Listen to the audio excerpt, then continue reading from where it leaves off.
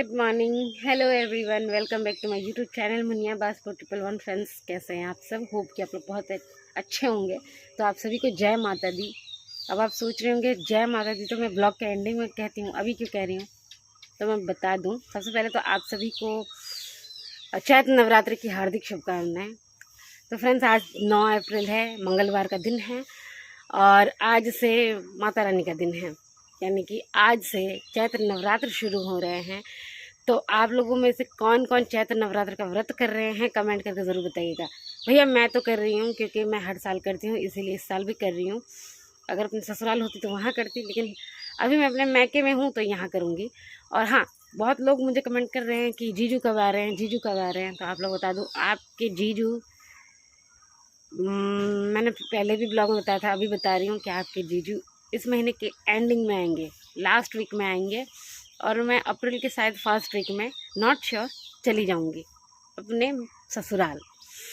तो फ्रेंड्स, आप लोग को, बहुत सारे लोगों को ये शायद पता नहीं होगा, लेकिन जो बिहार से बिलोंग करते हैं उनको पता होगा कि हमारे यहाँ, मतलब हमारे यहाँ क्या, मतलब साल में जैसे 4 नवरात्र आते हैं।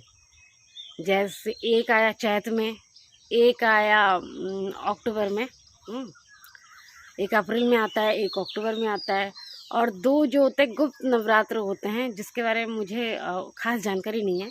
मैं 2 के बारे में ही जानती हूँ, तो दो ही करती हूँ, बाकी 2 के बारे में मुझे नहीं पता। तो इसीलिए बस मैं इतना जानती हूँ कि 4 होते हैं, उसे गुप्त नवरात्र कहते हैं। और इसी बीच हमारा छठ पूजा भी आ रहा है। हाँ फ्रेंड्स, साल में 2 छठ पूजा होती हैं, जो एक चैत में होते हैं और एक कार्तिक में होता है, कार्तिक मास में। तो जो चैत वाला कार्तिक वाला जो होता है, वो बहुत ज़्यादा मात्रा में लोग करते हैं। आसाम की तो बात छोड़ दीजिए, बिहार में तो ऐसे भीड़ होती है जैसे चींटियों का झुंड हो, ऐसे ऐसे भीड़ होती है घाट पे। और आसाम में जहाँ तक मुझे पता, आसाम का तो छठ पूजा आप देख ही चुके हैं मेरे कई सारे ब्लॉग्स में, मेरे पिछले ब्लॉग्स में आपने देखा ही होगा 2-3 बार। और चैती छठ की बात करूँ तो हमारे आसाम में चैती छठ बस कुछ लोग ही करते हैं। जिनकी कोई मन्नत वन्नत होती है तो करते हैं, वैसे भी कर सकते हैं, लेकिन बहुत कम मात्रा में लोग करते हैं। ज़्यादातर जो है कार्तिक मास वाले ही करते हैं। तो अच्छा, एक बात मैं आप लोग को बता दूँ, आप लोग बहुत क्वेश्चन करते हैं कि आप बिहारी हो, भोजपुरी हो, तो आप आसाम में क्या कर रही हो? तो मैं बता दूँ आप लोगों को, मेरा जन्म और कर्म आसाम का ही है। मैं यहीं पली बड़ी, यहीं मेरा जन्म हुआ, यहीं से मेरी शादी हुई, तब मैं बिहार की कैसे हो सकती हूँ? मेरे दादा दादी बिहार के थे, वो वहाँ से आसाम आए, आसाम आके शिफ्ट हुए, कमाने खाने लगे।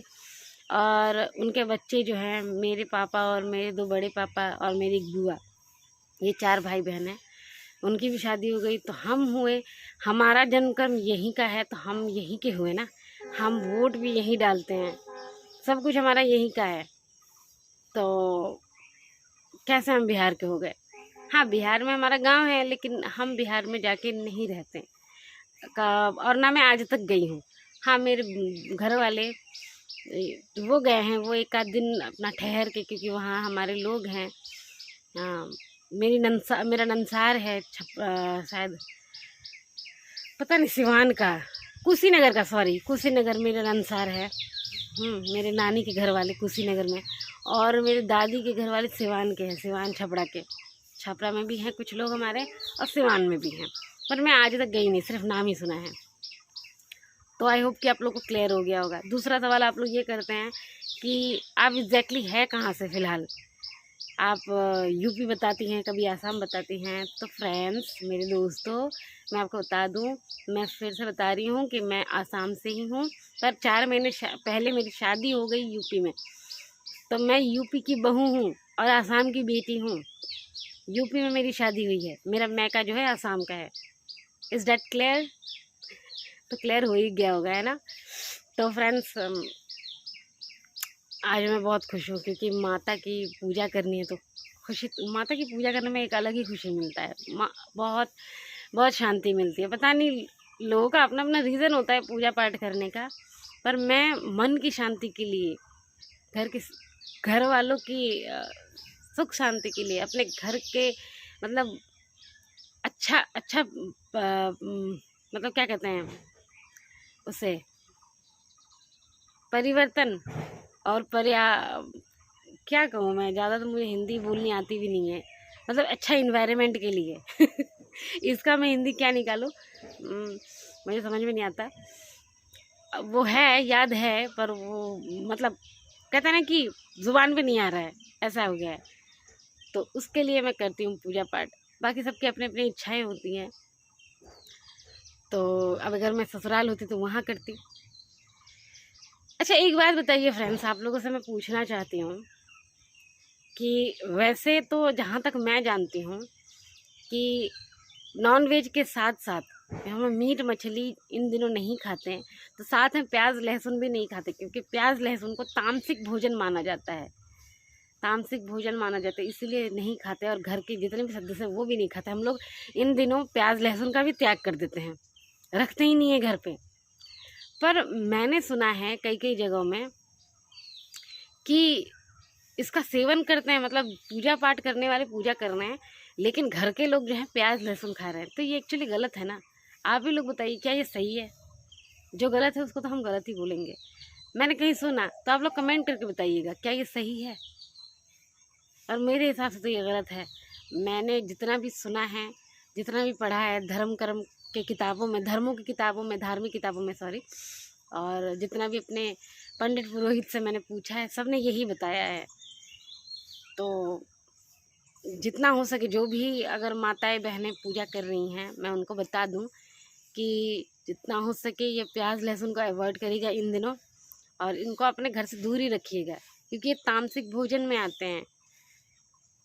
इसका सेवन करना सही नहीं होता है। अगर आप नवरात्र कर रही हैं तो पूरे परिवार को इसका त्याग करना चाहिए। खैर, मैंने बहुत सारा लेक्चर मार दिया, अब ज़्यादा लेक्चर नहीं मारूंगी, क्योंकि पूजा की तैयारी करनी है। और बहुत ही खिल के सुबह हुई है, देखिए 5 बज रहे हैं, और 5 बजे इतना खिल के धूप हुई है, ये देखिए कितना अच्छा मौसम है। और मुझे करना है बहुत सारा काम, नहा धो के फ्रेश होना है, पूजा के लिए तैयारी करनी है। फिर मिलते हैं, ठीक है? आप लोग ब्लॉग पे कंटिन्यू रहिए। फ्रेंड्स, फाइनली मेरी पूजा हो गई कंप्लीट।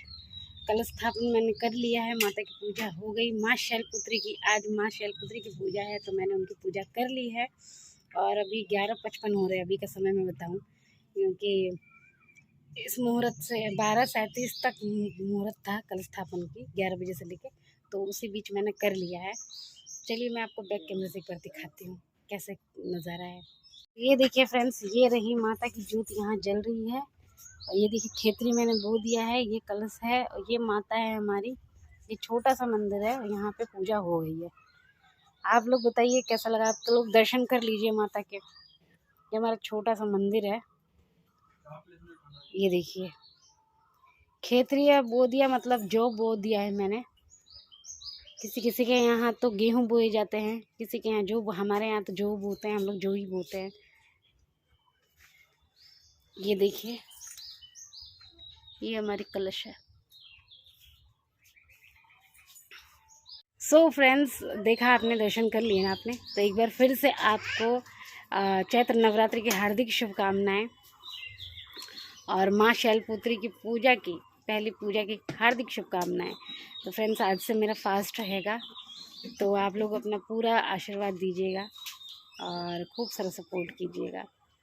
तो फ्रेंड्स, अब आपको पता ही है, अब तो मैं कुछ देर बाद मैं रील शूट करूँगी। अब तो कोई काम खास रहेगा नहीं, क्योंकि अब मेरा फास्ट चल रहा है, तो ज़्यादा कुछ काम वैसे कर नहीं पाऊँगी मैं। तो कुछ चीज़ें ना वर्जित हो जाती है, उस हिसाब से ज़्यादा काम पड़ता नहीं है। तो बस आप लोग बने रहिएगा इस ब्लॉग पे।